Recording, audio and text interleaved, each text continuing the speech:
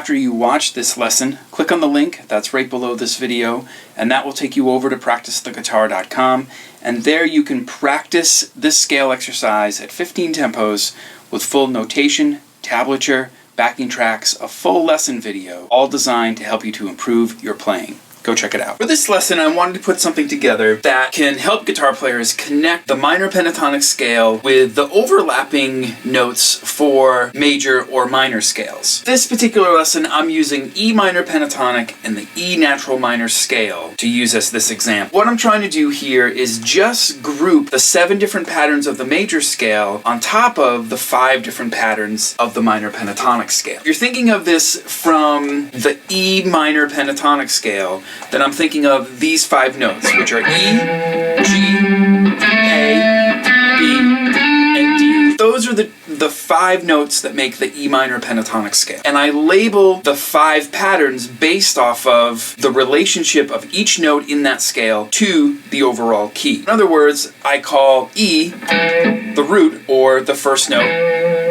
which is also why I call this pattern pattern 1. Just because it starts on E. Now, when we go up to the next note of the scale, which in this case is G, then I'm calling that pattern, when I start from that scale, or start with that note, I call that pattern 3, because it starts on the 3rd note based off of the key of E minor. So if we take the 7 notes of an E minor scale, we get E, F sharp, G, A, B, C, and D. With the minor pentatonic scale, we're taking out the F sharp and the C. Those 2 notes don't exist in the pentatonic scale. Just because we're not playing them doesn't mean that we don't account for them. E is the root, G is the 3rd degree, 1, 2, 3, A is 4, B is 5, and then D is the flat 7. For pattern 3, that starts on G, or Not Give Up. Now for pattern 4, that's the scale pattern that starts on A, which is the 4th degree based off of E being the root. For pattern 5, that would start on B. And then for pattern 7, that would start on the note D. And then it would go back to the root pattern again, which of course starts on E. Those are the 5 patterns of the minor pentatonic scale in the key of E minor. The thing that we're trying to put over the top of this is the natural minor scales fall in relationship to each one of those patterns. An E minor scale is E, F sharp, G, A, B, C, D, and then we'll go back to E, of course. But now, the E minor scale is also the relative minor to the key of G major. Just reworked those notes starting on G, we would get G, A, B, C, D, E, F sharp, G. Or if we were to start here on G, G, A, B, C, D, A, E, F sharp, G. So now every major scale has a relative minor scale, every minor scale has a relative major scale. Those 2 scales always share the same notes, and there's a minor and a major in every key. If you're in the key of A, then the relative minor is F sharp. If you're in the key of E, then the relative minor is C sharp. If you're in the key of C, then the relative minor is A minor. What we want to do here is group those major scale patterns together in relationship to the 5 patterns of the minor pentatonic scale. What I like to do is label the major scales in relationship to the root of the major scale. So knowing that G major is the relative major to the key of E minor, I'm just going to keep those pattern numbers the same to make it easier to keep track of. For pattern 1 of the G major scale, there's the root. That's just a G major scale in 2 octaves starting on G. If I go up to A, I call this pattern 2 because this is the G major scale starting on A, or its 2nd degree. Here's pattern 3, starts on B. Pattern 4, because it starts on C. Pattern 5 starts on D. And pattern 6 starts on E. So there's where you have the whole relative minor major thing. So this is also a G major scale, but it's also an E minor scale. So it's just easier to kind of keep major scales labeled as major and minor scales labeled as minor, but then begin to overlap them based off of their relationship to kind of those two keys. And because every major key has a relative minor and vice versa, it makes it a lot easier to learn all this stuff because you're not relearning scale pattern numbers or having to learn different patterns for whether you're in major or whether you're in minor. We're just combining the whole thing. The point to this exercise from here, again, is to just group all of them together. What I always like to do is, because there's always a half step in any major scale between the 3rd degree and the 4th degree and the 7th degree and the octave, then I group all of those together in relationship to the major scale. So in other words, if I go over here to E and I play E minor pentatonic, starting on pattern 1 of the minor pentatonic scale, then I know in relationship to the key of G major, E is the 6th degree, so I know I can play pattern 6 of the major scale starting on E, which that's also the same thing as E Aeolian. So this will help you with relating the mode names to the relationship of the starting note in relationship to the key. And if you can relate that to the chord scales in each key, that will solve any mysteries that you'll run into with modal type playing. But that being said, I'm going to, for this exercise, just overlap pattern 1 of the minor pentatonic scale to pattern 6 of the major scale, giving me E natural minor. This will work no matter what key you're in. So if you move this to, say, A minor pentatonic, and I want the A minor scale, you simply can play pattern 6.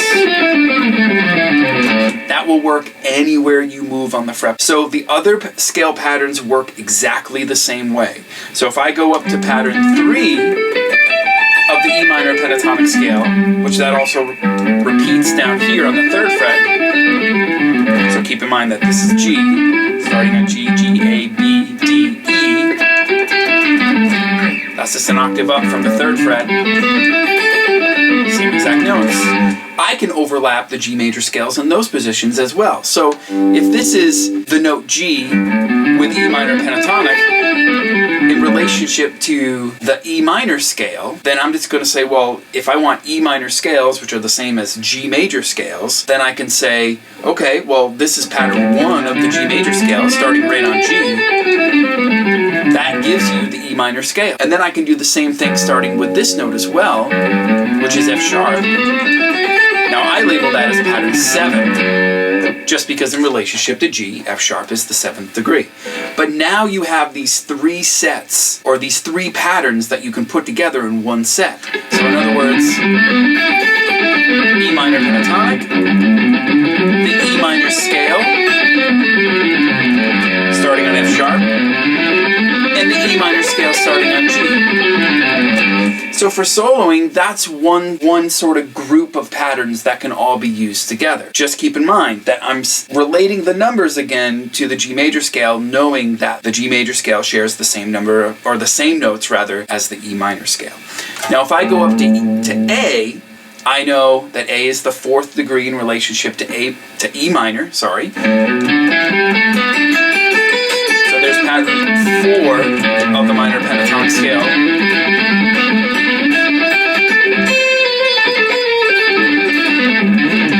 I can take that and say, well, A in relationship to G major is the 2nd degree. I know automatically, boom, pattern 2 of the major scale. Those two will always overlap each other, no matter what key you're in. So pattern 4 of the minor pentatonic scale,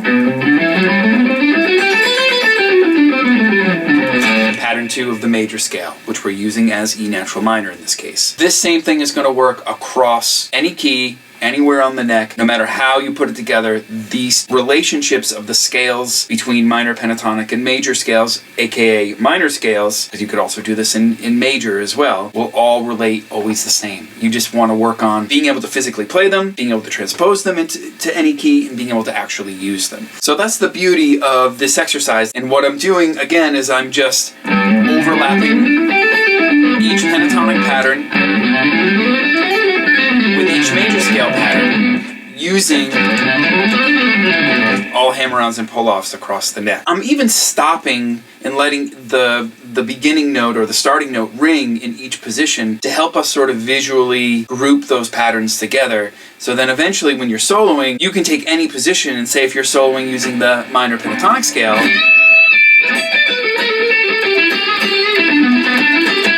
you can instantly jump into the minor scale.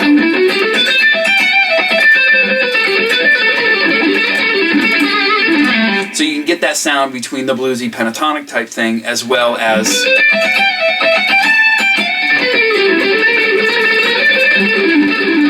the sound of the natural minor scale as well. So that's the whole point here. And hopefully this exercise will also help you to learn the relationships of the notes and how these notes fall better on the neck so you know where you are more when you're soloing. The other thing with this exercise is, of course, the legato aspect of it, or the hammer-ons and pull-offs. If you're not too familiar with that, what I'm doing is I'm picking the first note on each new string rather than picking every single note as we're playing through these scales. So that would be picking all the notes. That would be all legato. So in other words, I'm only picking the first note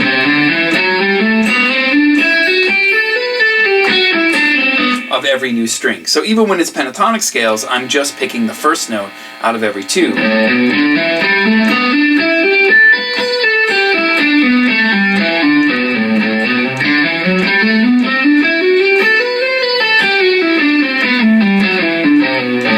That will also help with your coordination between your right and left hand, help you build technique for legato playing, rather than only just alternate picking. So if you feel as though you will get a lot out of practicing this exercise and learning this entire exercise, I've made backing tracks as well as lesson videos at 15 different tempos that you can practice along with that covers this entire exercise. So essentially you can practice along with videos of me playing with bass and drums and chords in time. You have to force yourself to keep up and then gradually get faster as you make the videos faster. There's 15 different tempos of those, and then I've made 15 different backing tracks that doesn't have me playing the exercise on the track. So then you could practice several things with that. You can practice the entire exercise, just bits and pieces of the exercise, or you could just solo. You could really practice whatever you want. It's super helpful, really useful way to improve your playing, just get a better understanding of the guitar neck and where you are in relationship to this key. So just click the link below. That will take you over to the site. Sign up. You can follow all this stuff. You can start practicing with it right away. You can improve your playing. I hope you enjoyed this one. It's a difficult one to put together, and I hope to see you next time.